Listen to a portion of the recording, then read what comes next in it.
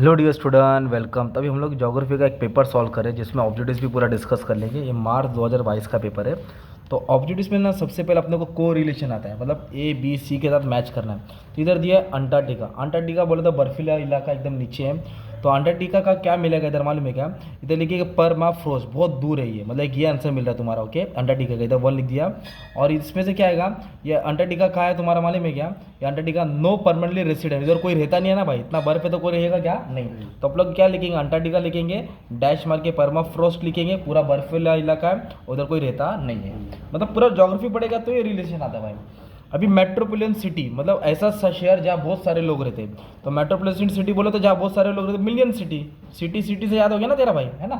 और million city, तो city का नाम आ रहा है, सिटी बोले तो मुंबई हो गया ना यार। सिटी है तो रिलेशन मुंबई, तेरा आंसर मिल गया।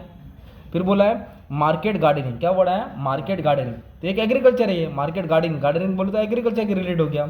और एग्रीकल्चर बोले तो तेरा क्या आंसर आ गया मालूम है क्या?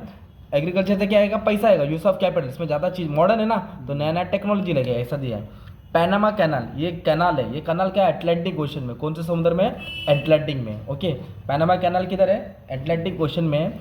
और इसकी खासियत क्या है मालूम है क्या भाई? और ये कहाँ जाके मिलता है? पैसिफिक ओशन में, मतलब समुद्र के बीच में। किधर है? समुद्र, मतलब समुद्र में कैनाल गया। ह्यूमन ह्यूमन जोग्राफी, तो ये पॉपुलेशन के ऊपर पढ़ाई होती है। ह्यूमन जोग्राफी किसकी? देखो जोग्राफी जोग्राफी हो गया ना यार, फिर वापस जोग्राफी आ गया। तो तेरे को ऐसे 5 मार्क्स मिल गया। तेरा कितना मार्क्स मिल गया? 5 मार्क्स। फिर इधर क्या बोला? Do as directed. तभी अपने को आंसर ढूंढ के इसमें बताने का है। तो क्या क्वेश्चन दिया है सबसे पहले कि arrange according to increase in age, जो एज के हिसाब से बढ़ता है उसको अरेंज करना है। तो पहले क्या होएगा? पहले तो क्या रहेगा मालूम है? पहले बच्चा रहेगा बी, है ना?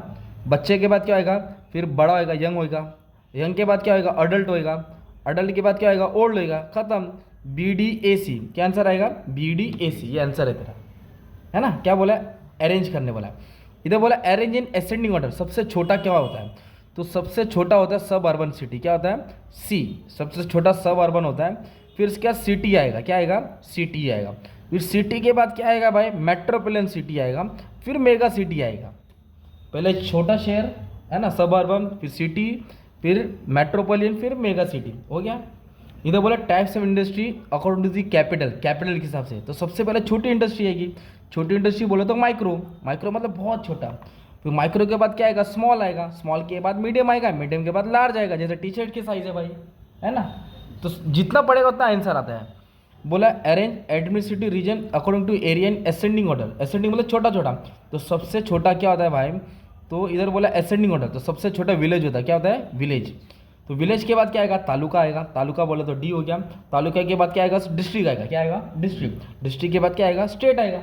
पहले छोटा ढूंढ फिर बड़ा ढूंढ पीछे से, है ना? फिर इधर क्या बोला है? Land use with respect of gross domestic product, मतलब जिससे अपने को कुछ चीज़ मिलता है, देश की तरक्की होती है।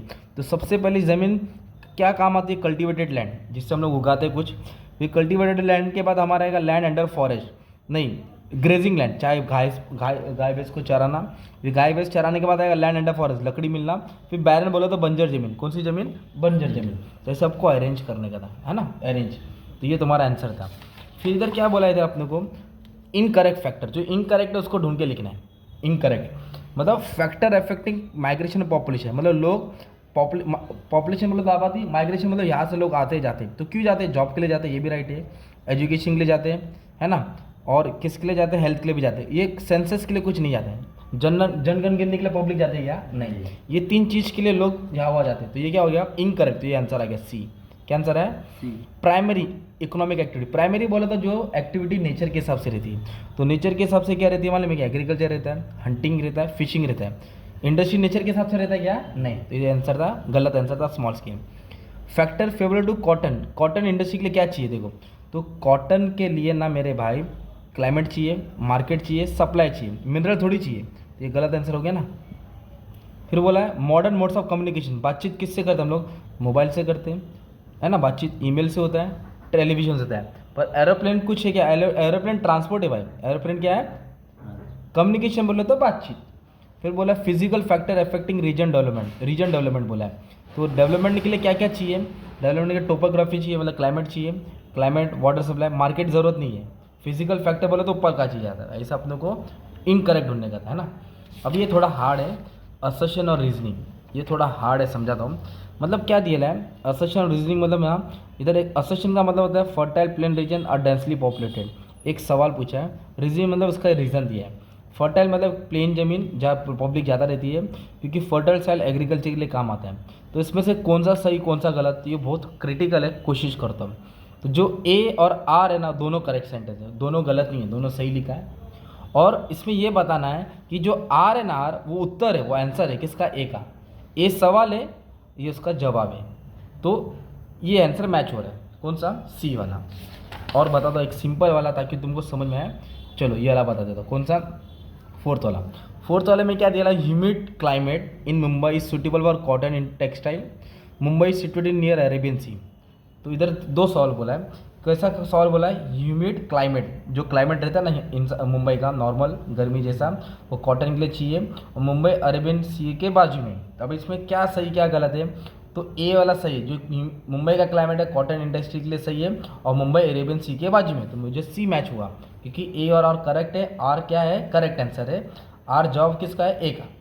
अभी और एक ले लेते थर्ड, इंडिया इसे एग्रीग्रियन कंट्री, एग्रीग्रियन बोले तो एग्रीकल्चर वाली कंट्री है।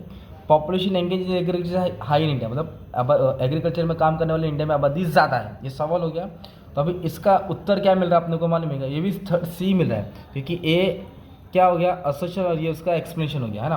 पर क्या बोला इधर, A both A and R correct but R is not correct, R इसका एक्सप्लेनेशन नहीं है ना भाई। तो ऐसा अपने को ढूंढ के समझ के सॉल्व करना है। मतलब ये 20 मार्क का तुमको ऑब्जेक्टिव आएगा, कितना मार्क का आएगा ऑब्जेक्टिव, 20 मार्क।